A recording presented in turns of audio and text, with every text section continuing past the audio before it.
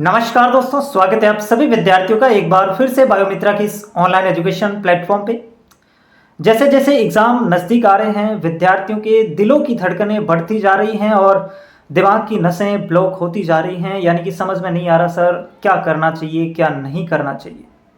और जैसे ही मुझे ये आभास होता है कि इस वक्त हमारे विद्यार्थी, हमारे स्टूडेंट, जिनको लगातार हमने एक लंबे समय से पढ़ाया है और वो अपना हौसला हार रहे हैं, वो अपनी हिम्मत हार रहे हैं, मैं आपके सामने हाजिर हो जाता हूं। और कुछ इसी प्रकार की परिस्थितियां मुझे इस समय लग रही हैं।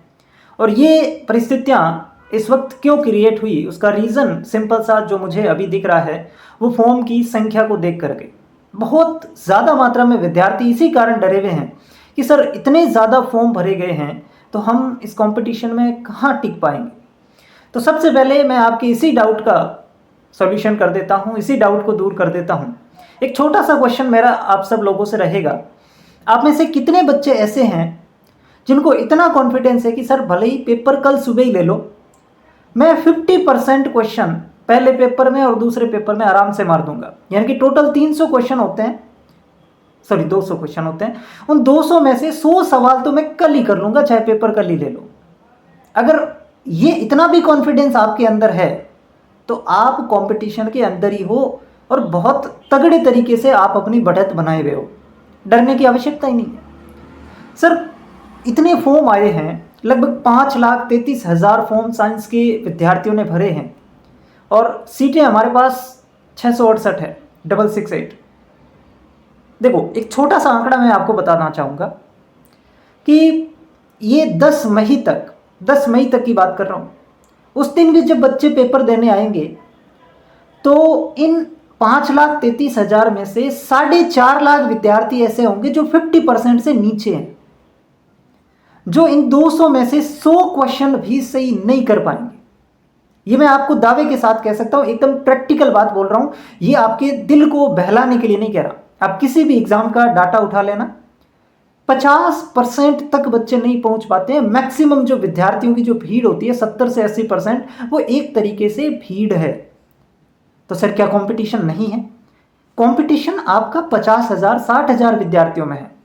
आप डर रहे हो कि 5.5 लाख है उनका, जिनके साथ आपका कंपटीशन ही नहीं है, आप उनसे डर रहे हो। आपको डरना किससे है कि यार ये जो टॉप की जो 20-25 हजार स्टूडेंट है ना, उनके साथ मेरे को कैसे कंपटीशन करना है। वो चीजें अगर आपके दिमाग में आ रही है तब तक तो ठीक है। आपके दिमाग में ये आ रहा है कि सर 5.5 लाख फॉर्म है, मैं कैसे आऊंगा, तो फिर थोड़ा सा मामला मुझे गड़बड़ लग रहा है। क्योंकि वो केवल और केवल एक संख्या है, केवल और केवल संख्या है। जो क्रीम स्टूडेंट है वो 20 से 25 हजार हैं जो इस भर्ती को लेकर के सीरियस हैं। अब आप कहेंगे नहीं सर भर्ती को लेकर तो सारे ही सीरियस होते हैं। वो सीरियस होते हैं लास्ट के 1-2 महीने में, उससे कोई ज़्यादा फर्क भी नहीं पड़ता। आपने एक लंबी तैयारी की है, आप एक लंबे समय से तैयारी कर रहे हैं। मेरे को कई सारे बच्चे ऐसे पूछते हैं सर मैं 0 पे हूँ, कैसे हो सकते हो 0 पे? मुझे मतलब इस सवाल का उत्तर भी देना नहीं आता कि कोई 0 पे कैसे हो सकता है। आपने 11th नहीं पढ़ी, आपने 12th नहीं पढ़ी क्या? आपने कभी राजस्थान जीके नहीं पढ़ा क्या? पढ़ा ही होगा, है ना।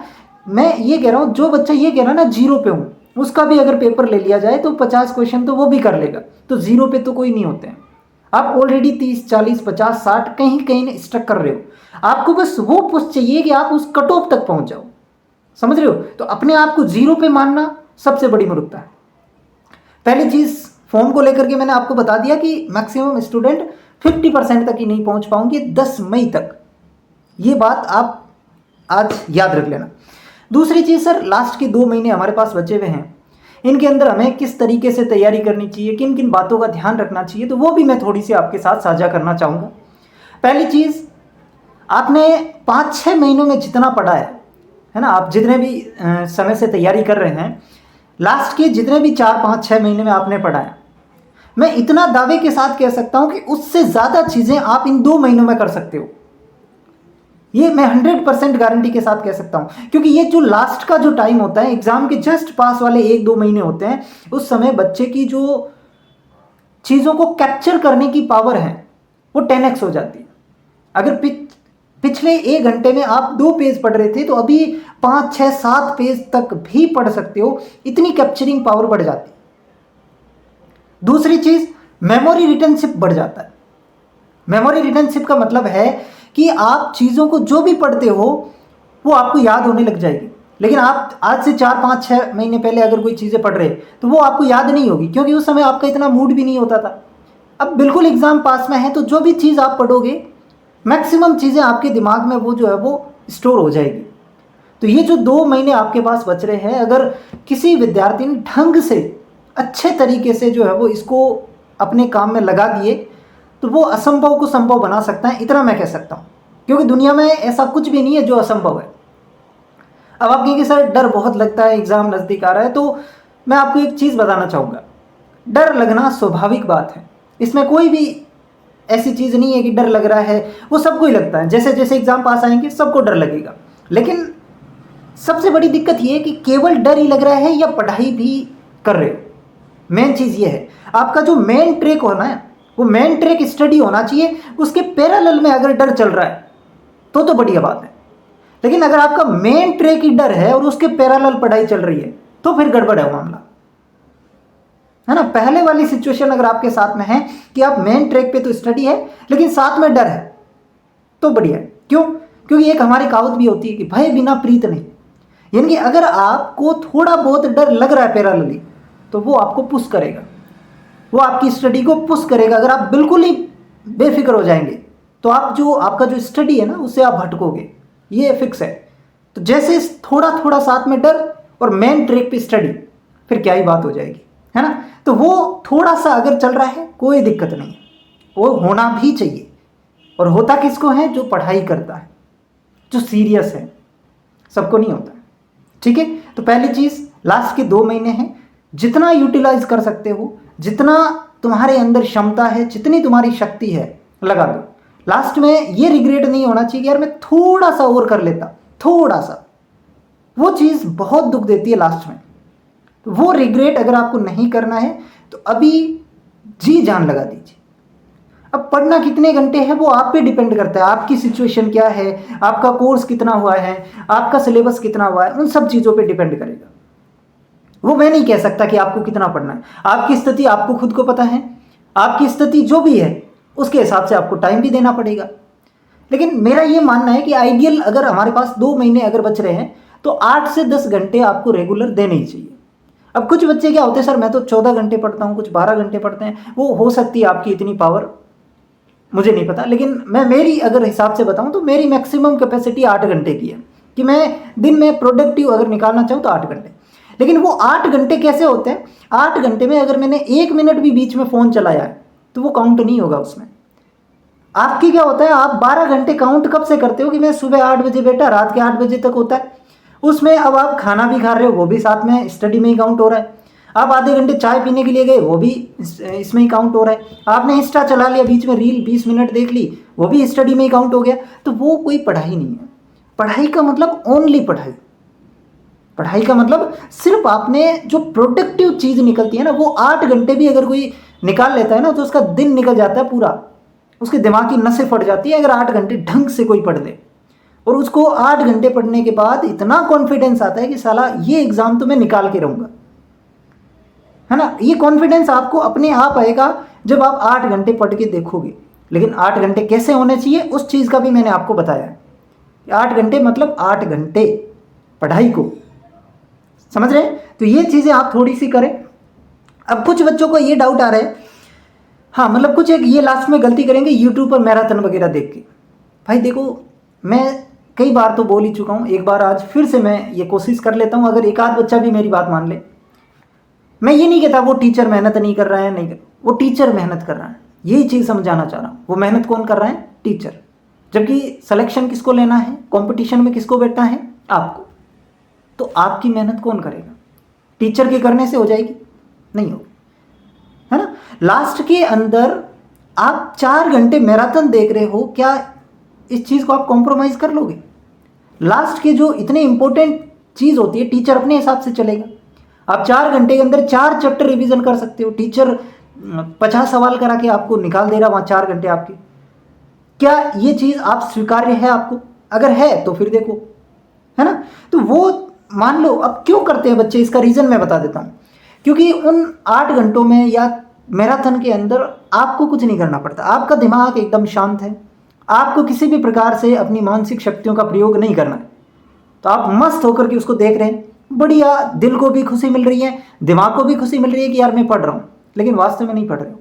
वास्तव में वो जो मेहनत है वो टीचर कर रहा है, आपका उसमें कोई एक्टिव पार्टिसिपेशन नहीं है, आप उसके अंदर पैसिव रूप से हो। एक्टिव कौन है? टीचर। अगर आप खुद एक्टिव होंगे तो सिलेक्शन होगा ना, टीचर के एक्टिव होने से थोड़ी होगा।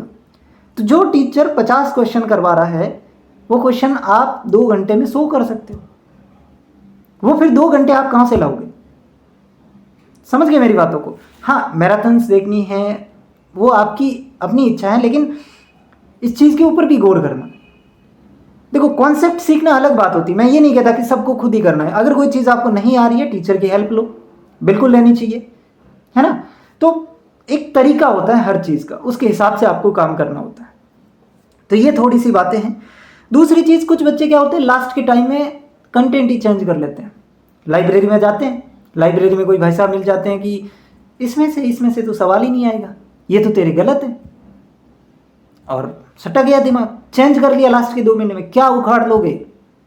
मैं आपको दावे के साथ कह सकता हूं कि जो मैंने आपको नोट्स दिए हैं, कितने बच्चे ईमानदारी के साथ कह सकते हैं कि सर आपने जो बायो के नोट्स दिए मेरे को 100% याद है, कहीं से भी सवाल उठा लो और कितना भी घुमा के उठा लो, नहीं हो सकते। जब जो चीज़ें आपके पास है ना, उसकी वैल्यू आप नहीं समझोगे, क्योंकि जो चीज़ हमारे पास उपलब्ध है ना, उसकी महत्वता कम हो ही जाती है। नई चीज़ जो दिख रही है उसके पीछे आप भागोगे, लेकिन प्लीज़ बचना।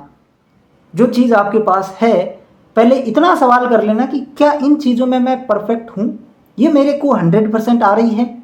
अगर इसमें से कोई सवाल आया तो मेरा गलत नहीं होगा, अगर इसका आंसर निकल रहा है यस, तो फिर जाओ दूसरे कंटेंट पे, है ना। ऐसा कभी होगा नहीं, ऐसा कभी होगा नहीं कि जो नोट्स आपके पास है, जो चीज़ें आपके पास है, वो आपको पूरी तरीके से याद है, नहीं, है ना। तो लास्ट के टाइम में चीज़ों को चेंज नहीं करना है। जो भी सामग्री आपने ली है, पहले से चूज करी है, वही गीता है, वही कुरान है, और उन्हीं का बार बार दोहरान। समझ गए? इतनी सी चीज़ें आपको थोड़ा सा ध्यान रखना है। दूसरी चीज़ मैं क्या बताना चाह रहा था, मैं लिख के भी लाया हूँ आपके लिए। हाँ, सबसे महत्वपूर्ण चीज़ रिवीजन। हर बार मैं बोलता हूँ रिवीजन। क्यों बोलता हूँ? रीजन सिंपल सा है, आप किताब साथ में लेके नहीं जाओगे, आप दिमाग साथ में लेके जाओगे। तो किताब में क्या है इससे फ़र्क नहीं पड़ता है, दिमाग में क्या है। और दिमाग में कब आएगा? जब चीज़ों का बार बार रिवीजन होगा। जिन बच्चों ने कोर्स कंप्लीट कर लिया उनकी कोई दिक्कत नहीं है, उनको तो बस केवल इन 2 महीनों में घोटे ही मारने हैं। लेकिन जो अभी कोर्स कर रहे हैं, थोड़ा सा मैं उनसे निवेदन करूंगा कि मार्च लास्ट तक खींच लो। अप्रैल तो कम से कम रिवीजन का आपके पास बचना ही चाहिए। और अगर आप थोड़ा सा बहुत ज़्यादा बिजी हो तो आप 6 दिन पढ़ें, और 7वें दिन जो भी आपने 6 दिन में पढ़ा उसका रिवीजन करें। आगे बढ़ने की बजाय जो पीछे पढ़ा है कम से कम वो तो याद हो, है ना। तो रिवीजन और क्वेश्चन प्रैक्टिस आपको लास्ट के दिनों में, आप कहीं से मॉडल पेपर निकाल रहे हो तो निकालिए, आपके पास कोई टेस्ट सीरीज है वो निकाल रहे हो, निकालिए, कहीं से भी करिए। लेकिन फिजिक्स जैसे सब्जेक्ट हैं, केमिस्ट्री हैं, उनमें क्वेश्चन प्रैक्टिस की बहुत ज़्यादा इंपॉर्टेंस हो जाती है। बाकी जो थ्योरेटिकल सब्जेक्ट है उनमें थोड़े कम करोगे तो भी चलेगा, लेकिन बाकी जो सब्जेक्ट है वहाँ पे जहाँ पे क्वेश्चन प्रैक्टिस बहुत ज़्यादा इंपॉर्टेंट है, तो उतने क्वेश्चन प्रैक्टिस आपको करने पड़ेंगे। नहीं तो आप जो सवाल आपने कॉन्सेप्ट पढ़ा है, लेकिन उस कॉन्सेप्ट को आप क्वेश्चन में कैसे अप्लाई करना है ये नहीं जान पाओगे, और नहीं जान पाओगे तो फिर कोई मतलब ही नहीं है, क्योंकि जो कॉन्सेप्ट आपने पढ़ा उसके न्यूमेरिकल्स आएंगे। ठीक है, हर चैप्टर के कितने न्यूमेरिकल होते हैं? आप अगर हर चैप्टर के 100 न्यूमेरिकल्स लगा लेते हो, फिजिक्स की बात अगर मैं करूं, तो 100 से ज़्यादा टाइप के तो न्यूमेरिकल नहीं बन सकते, है ना। अगर 100 अलग अलग तरीके के न्यूमेरिकल आपने कर लिए तो उसी में से कोई कॉन्सेप्ट निकलेगा, है ना। तो ये थोड़ा सा आपको उसके हिसाब से आपको ध्यान रखना है। फिर भी मैंने बता दिया आपको चीज़ें। और एक मैं आपको अगर मैं बता दूं, हाँ, प्लानिंग बहुत ज़रूरी है। ये जो 2 महीने आपके पास बच रहे हैं ना, इसके अंदर एक मोटा मोटी प्लानिंग सबके पास होनी चाहिए कि मुझे क्या करना है, इन 7 दिनों में क्या करना है, कल मुझे क्या करना है, अगले 1 महीने में क्या करना है। ये एक पूरी प्लानिंग होनी चाहिए। ऐसा नहीं है कि बिल्कुल स्ट्रिक्ट, नहीं, एक मोटा मोटी आपके दिमाग में आइडिया होना चाहिए। अगर आपके दिमाग में नहीं है कि मुझे क्या करना है, आप अस्त व्यस्त पढ़ रहे हो, कभी कुछ मन हुआ तो वो पढ़ दिया, नहीं चलेगा। समय बहुत कम बचा है। अगर आपकी एक प्रॉपर प्लानिंग रही तो आप सफलता के नज़दीक जा सकते हो। ये सिंपल सा तरीका है, तो प्लानिंग आप ज़रूर करके चलें, ये भी मैं आपसे कहना चाहूँगा।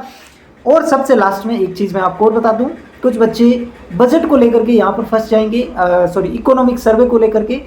इकोनॉमिक सर्वे इतनी बड़ी है, मत फंस जाना, ठीक है। मेन डाटा अगर आपको कहीं से मिल रहे हैं, शॉर्ट के अंदर इंपॉर्टेंट चीज़ें मिल रही हैं, वो 4-5 पन्ने आप ज़रूर देख लेना। पूरा इकोनॉमिक सर्वे में घुस के सवाल एक आध मिलना है और चीज़ें तुम्हारी जहाँ से है ना मैक्सिमम आउटपुट आपको मिलेगा वो गड़बड़ हो जाएगी। तो जो चीज़ें इकोनॉमिक सर्वे, मुझे बहुत सारे बच्चे मैसेज करते हैं, सर इकोनॉमिक सर्वे कितना पढ़ना है? अरे जितना तुमसे याद हो सके। मैं तो ये कह रहा हूँ, राजस्थान जीके पीसीबी कितना पढ़ा है उस पर डिपेंड करता है। वो अगर 100% है फिर इको सर्वे पूरा पढ़, वो भी नहीं है तो फिर इस पे जाने का मतलब ही क्या है? यहाँ पे सवाल एक आएगा, मैक्सिमम 2 मान ले, लेकिन यार 150 क्वेश्चन तो वहाँ से आ रहे हैं ना। तो वो चीज़ अगर तुम उस पर ध्यान ही नहीं दे रहे हो और इन चीज़ों के ऊपर जा रहे हो तो ये तो गलत बात है ना। इतना तो आप भी सोच सकते हैं ना। तो इन चीज़ों के ऊपर आप अपने हिसाब से अपने दिमाग का इस्तेमाल करिए कि वास्तव में मुझे क्या करना चाहिए और मैं क्या कर रहा हूँ। थोड़ा बहुत एनालिसिस भी करिए कि मुझे मैक्सिमम आउटपुट कौन सी चीज़ें देगी, मुझे वो पहले करने चाहिए, है ना। तो ये थोड़ी सी बातें हैं जो मैं बताना चाहता था। फिर भी अगर कुछ डाउट है कमेंट कर देना, ठीक है। जैसे ही मैं फ्री होऊंगा आपके कमेंट्स का ज़रूर जवाब मिलेगा। और लास्ट का जो ये समय है, अपने आप को तो किसी और को नहीं, चाहे वो यूट्यूब हो, चाहे वो इंस्टाग्राम हो, चाहे वो फ्रेंड्स हो, किसी को नहीं, चाहे वो फैमिली भी क्यों ना हो, क्योंकि ये अपना समय है, खुद को देने का समय है। और ये समय जितना आपने खुद को दे दिया, खुद मेहनत कर ली, फिर आपको बार बार ये मेहनतें नहीं करनी पड़ेगी, है ना। तो बस बताना था, वो मैंने बता दिया। फिर भी अगर किसी प्रकार का डाउट है, आपको लगता है कि इस टॉपिक पे वीडियो बनाना चाहिए, तो ज़रूर उसके ऊपर मैं वीडियो बनाने का प्रयास करूँगा। धन्यवाद।